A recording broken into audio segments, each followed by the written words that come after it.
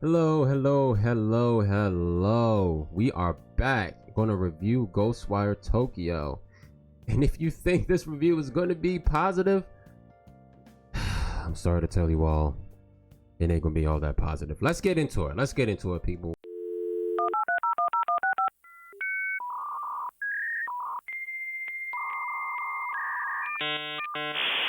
Start with, I guess, Ubisoft, because that's who produced the game. Some of you might already know Ubisoft produced the Assassin's Creed games, which are kind of near and dear to my heart. I've played through quite a few of them, but not all of them.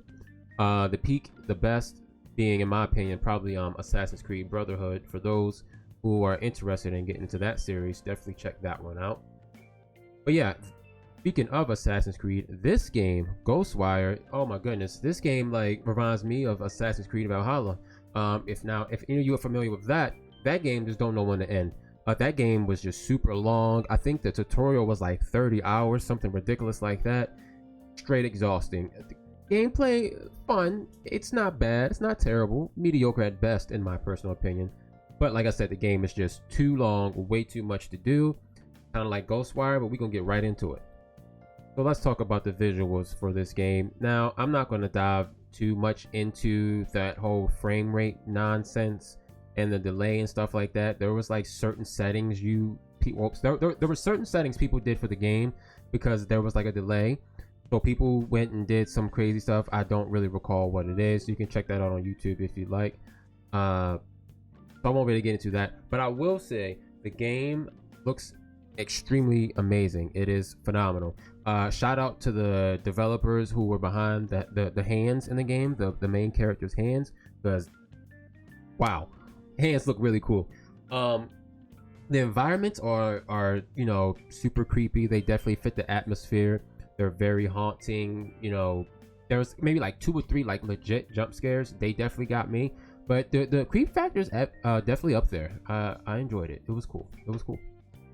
So the map is very vertical in the game. There's like this mechanic you get where you can basically like, closest thing I can basically refer to is in the Batman games where you use the Batclaw to like zip up to the rooftops and stuff.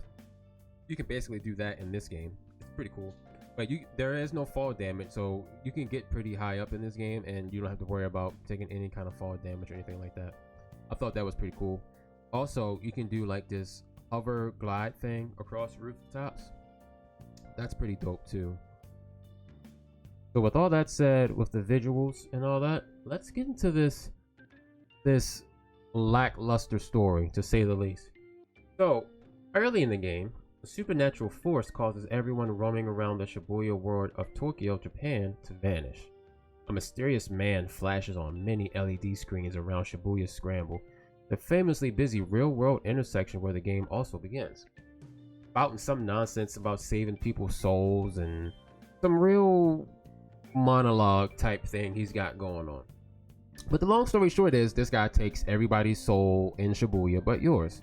So you assume the role of Akito, who he's spared from death when he's possessed by a spirit named KK.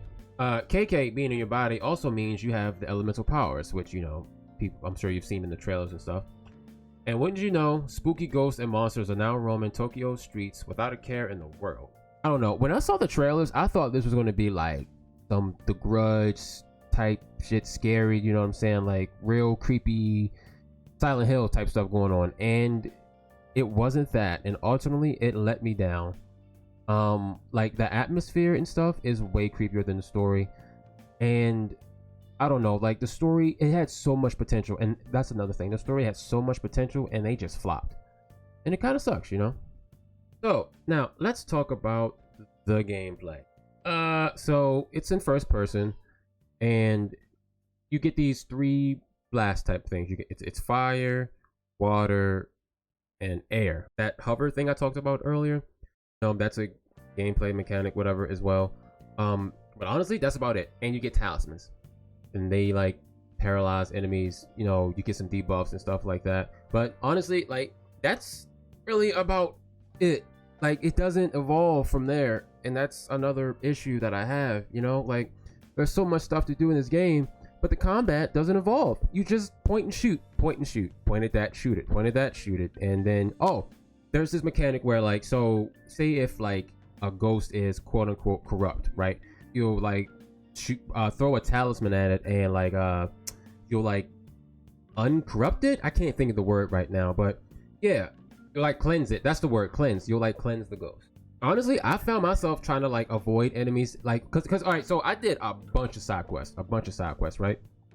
So my character was pretty much OP when I got to like chapter, I'd say 5. I think there's like 6 chapters in the game. Chapter 3 is when the game really opens up and you'll get everything dumped on you. So once chapter 3 came, I just started doing everything. So I was pretty much OP by like chapter 4 or 5, right?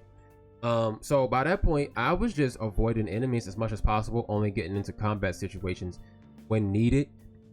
Because like I said, the combat doesn't evolve, and it got boring. It got stale. Super stale. I was just like, okay, this is it. That's the gameplay for y'all.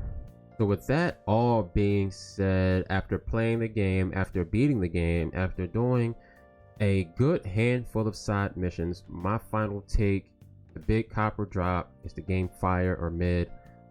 I'm gonna say honestly, the game is mid. It's cool for like the first 6 to 8 hours, but then it gets stale completely. You feel me? The map is entirely too big. The map should be cut in half. I do not think this is a $60 game overall.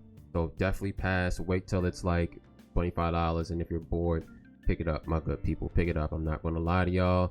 This is my personal opinion. This is your boy Big Smokenapes opinion. This is Ken Nard review, and I appreciate you all hanging out and checking out my video. I hope it finds you all very well, and hope you all have a very good day. Thank you and peace. I will see you all next time.